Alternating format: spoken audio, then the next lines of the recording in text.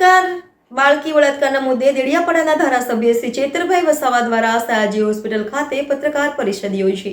ઝઘડિયા બળાત્કાર બાળકી બળાત્કારના મુદ્દે દેડિયાપાડાના ધારાસભ્ય શ્રી ચેતરભાઈ વસાવા દ્વારા સયાજી હોસ્પિટલ ખાતે પત્રકાર પરિષદ યોજી।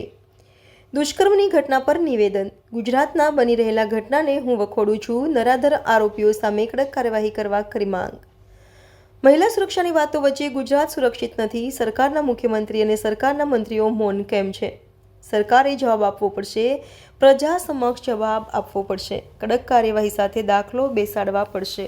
ઝઘડિયા ખાતે જે 10 વર્ષની માસૂમ દીકરી સાથે દુષ્કર્મની ઘટના ઘટી હતી ત્યારે એ દીકરીની તબિયત એની સ્થિતિ શું છે એ જોવા માટે અમે એસજી હોસ્પિટલ વડોદરા ખાતે આવ્યા છે।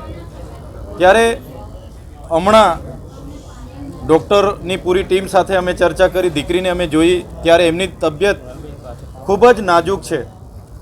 ડૉક્ટરોની પૂરી ટીમ પ્રયાસો કરી રહી છે, પ્રયત્ન કરી રહી છે કે દીકરીને યેન કેન પ્રકારે આ પરિસ્થિતિમાંથી બહાર લાવી શકાય।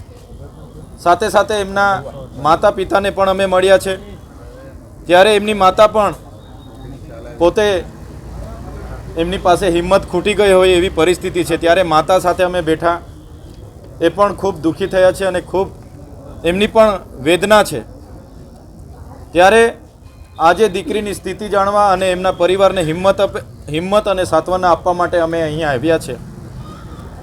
આવી દુષ્કર્મની ઘટનાઓ જે પ્રકારે જાન્યુઆરી 2024થી લઈને ડિસેમ્બર સુધી જે ગુજરાતમાં બની રહી છે, તમે સૌ જાણો છો અત્યાર સુધી 648 જેટલી ઘટનાઓ આવી દુષ્કર્મની નાબાલિગ નાની બાળકીઓ સાથે બની છે। દાહોદની વાત હોય, સુરતની વાત હોય, બારડોલી હોય, ભાવનગર હોય, અમરેલી હોય, જ્યાં પણ આવી ઘટનાઓ ઘટી છે ખૂબ જ નિંદનીય ઘટનાઓ છે।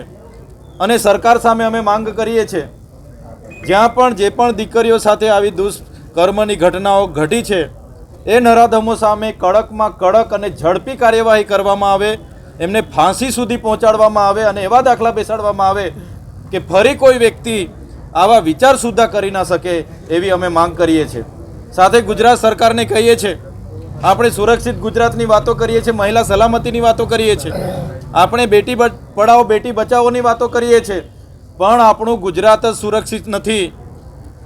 કોઈ દેશમાં કોઈ પણ રાજ્યમાં આવી ઘટના નહીં જ ઘટવી જોઈએ। જે પણ ઘટના ઘટે નિંદનીય જ છે, પણ જ્યારે બીજા રાજ્યોમાં કોઈ ઘટના ઘટે છે ત્યારે આપણા મુખ્યમંત્રી, આપણા ગૃહમંત્રી બીજા રાજ્યોના મુખ્યમંત્રી સરકારોને સલાહ આપવા નીકળે છે, લાંબા લાંબા ટ્વીટો કરે, ટ્વિટર પર ટ્વીટ કરે છે, કેન્ડલ માર્ચો કાઢવામાં આવે છે।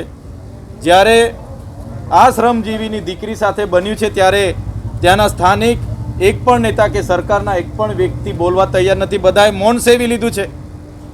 ત્યારે સરકારે આ વરવી વાસ્તવિકતા સ્વીકારવી પડશે કે ગુજરાતમાં 648 જેટલી ઘટનાઓ આજ દિન સુધી આ વર્ષે જ બની છે, એમના પર ક્યાં સુધી કાર્યવાહી કરી એ સરકારે જવાબ આપવો પડશે।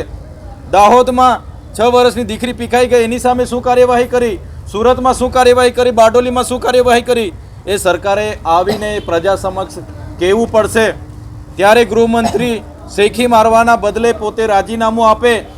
648 ઘટનાઓ આપણા ગુજરાતમાં બની છે, આજે દીકરીઓ સલામત નથી।